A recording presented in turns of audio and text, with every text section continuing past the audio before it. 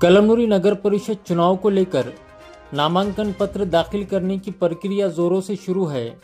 इसी कड़ी में कलमनुरी नगर परिषद के नगर अध्यक्ष पद के लिए शिवसेना की उम्मीदवार आश्लेषाताई वैभव लक्ष्मण चौधरी उर्फ आर पाटिल और शहर के सभी 10 प्रभागों के शिवसेना उम्मीदवारों ने शनिवार 15 नवंबर को अपना नामांकन विधायक संतोष बांगर की प्रमुख उपस्थिति में शक्ति प्रदर्शन के साथ दाखिल किया। नामांकन दाखिल करने से पहले शिवसेना पार्टी की ओर से एक भव्य रैली का आयोजन किया गया, जिसमें बड़ी संख्या में शिव सैनिकों और नागरिकों ने उत्साहपूर्वक भाग लिया।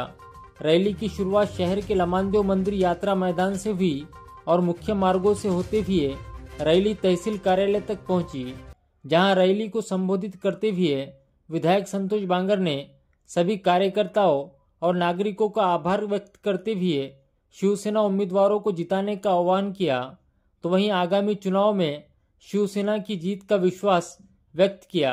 रैली में पुरुषों के साथ साथ बड़ी संख्या में महिलाएं भी शामिल रही। 20 नगरसेवक आणि एक नगराध्यक्षाचा फॉर्म आम्ही भरलेला आहे। हजारोच्या संख्येने या ठिकाणी जनसमुदाय उमटला होता आणि हा जनसमुदाय म्हणजे फक्त कामाची पावती म्हणून, आमच्यावरती प्रेम म्हणून, शिवसेनेचं कार्य बघून या ठिकाणी 2019 ला सुद्धा मला आमदार केलं, 2024 ला सुद्धा मला आमदार केलं। मागच्या नगराध्यक्ष सुद्धा शिवसेनेचाच होता आणि या वेळेचा सुद्धा नगराध्यक्ष हा शिवसेनेचाच होणार।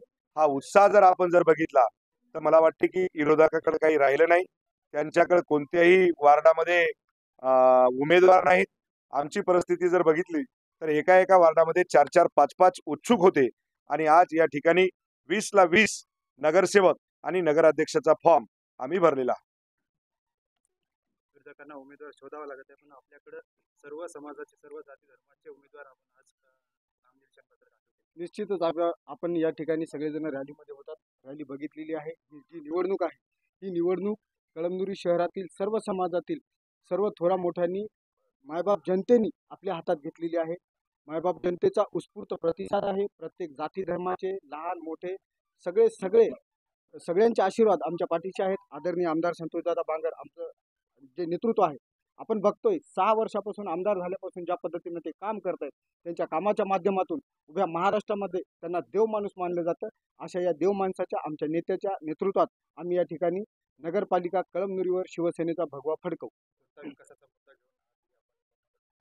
विकासाच्या मुद्द्यावर बोलायचं असल्यास आदरणीय आमदार संतोषदादा बांगर यांच्या नेतृत्वामध्ये मागील 6 वर्षापासून कळमनुरी शहरामध्ये भूतो न भविष्य जी 50 वर्षामध्ये कामं झाली नाही, त्या आदरणीय दादांच्या नेतृत्वात या ठिकाणी जवळपास मला वाटतं 150 करोड रुपयाची कामं कळमनुरी शहरामध्ये झालेली आहेत। त्याच्यामध्ये मुस्लिम समाजाचा प्रश्न असो, हिंदू समाजाचे कुठले प्रश्न असो, मंदिर मस्जिद प्रत्येक धार्मिक स्थळांचा, रस्ते नाल्या सगळ्या विषयांचा या ठिकाणी प्रश्न मार्गी लावण्याचं काम आदरणीय दादांनी केलेलं आहे आणि त्यांच्याच नेतृत्वात अजून भरपूर काही शहरासाठी आम्ही करण्याचा प्रयत्न करणार आहोत। चला।